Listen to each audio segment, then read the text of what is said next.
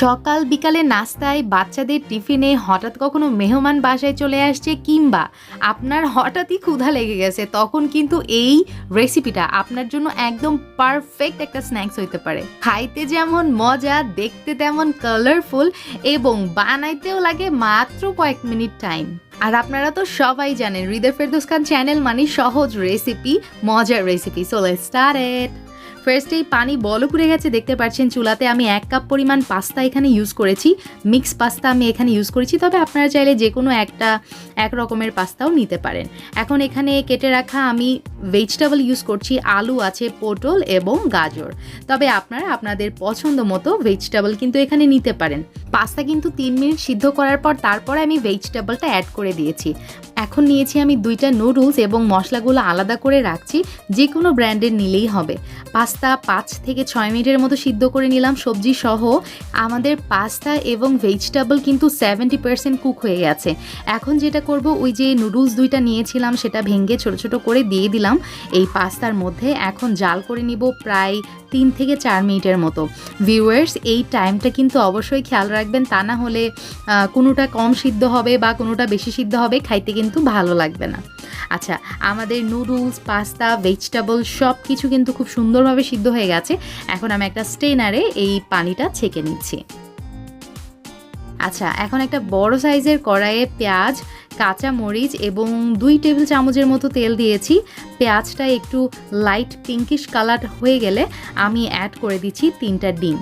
3টা ডিম দিয়ে আমি ডিমগুলো খুব সুন্দরভাবে ভেজে নিব।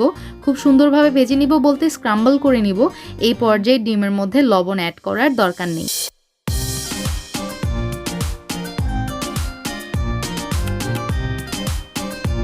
আমার ডিমগুলো কিন্তু স্ক্রাম্বল হয়ে গিয়েছে। এখন যেটা করব, আমি 1/3 কাপ এখানে গরুর মাংসের কিমা অ্যাড করেছি। এটা অপশনাল, আপনারা চাইলে করতেও পারেন, নাও করতে পারেন, অথবা আপনারা চাইলে কিন্তু চিকেনের কিমাও এখানে অ্যাড করতে পারেন।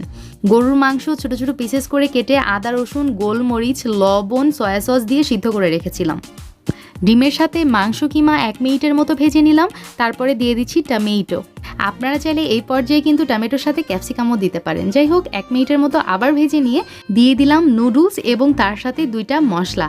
মানে যেই মশলাগুলো নুডলসের প্যাকেটের সাথেই আমরা পেয়েছি, সেই মশলাগুলোই আমরা নুডলসে অ্যাড করে দিচ্ছি। এবং তার সাথে আরেকটা স্পেশাল মশলা অ্যাড করব, সেটা হচ্ছে ম্যাগি, স্বাদে ম্যাজিক। এইটা অবশ্যই অ্যাড করার চেষ্টা করবেন। এইটা অ্যাড করলে আপনার এই স্ন্যাক্স বলেন বা নুডলসের টেস্টটাই কিন্তু চেঞ্জ হয়ে যাবে। সবগুলো মশলা একত্রে খুব ভালোভাবে এখন মিক্স করে নিচ্ছি। এমনটা যেন না হয় এক জায়গায় বেশি মশলা পড়েছে আবার এক জায়গায় কম, সব জায়গায় যেন সমানভাবে মশলাটা পৌঁছায় সেই রকমভাবেই নেড়ে চেড়ে নুডলসটা মিক্স করতে হবে। লাস্টে অর্থাৎ নামানোর আগে চেক করে একটু লবণ আমার কাছে কম মনে হয়েছে, এই কারণে সামান্য লবণ অ্যাড করে দিলাম। এটা আসলে সম্পূর্ণই আপনাদের টেস্টের ওপরই ডিপেন্ড করবে। যেই হোক, আলহামদুলিল্লাহ আমার স্ন্যাক্সটা কিন্তু একদমই রেডি। আর এই পর্যায়ে আমার ভিউয়ার্সের জন্য ছোট্ট একটা টিপস, এটা হচ্ছে আমি ফার্স্টে যেই টাইমিংটা বলেছিলাম অবশ্যই সেই টাইমিংয়ের দিকে খেয়াল রাখবেন, তা না হলে নুডলসটা যদি বেশি শক্ত থাকে অথবা বেশি নরম হয়ে যায়, খেতে কিন্তু মোটেও ভালো লাগবে না। সো সবাই ভালো থাকবেন, ইনশাল্লাহ আবার দেখা হবে। আল্লাহ হাফেজ, আসসালামু আলাইকুম।